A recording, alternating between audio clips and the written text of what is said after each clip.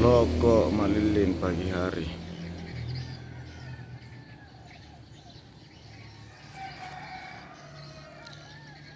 Sudu curiak pagi hari. Kelihatan sampai Baraka, Latimojong.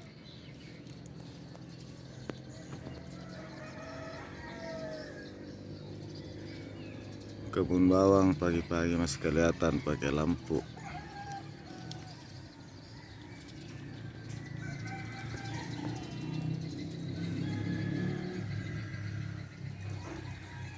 Tuh, kaki Gunung Kakobi masih kelihatan.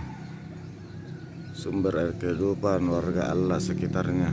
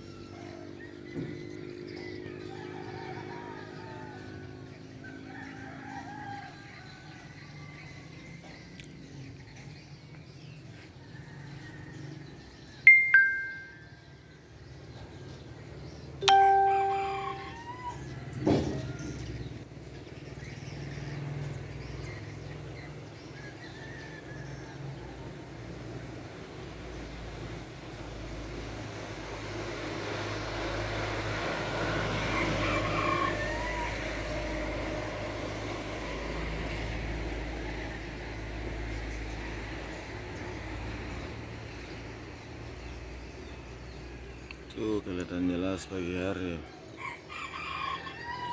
Kebun bawang yang dihiasi dengan lampu-lampu sebagai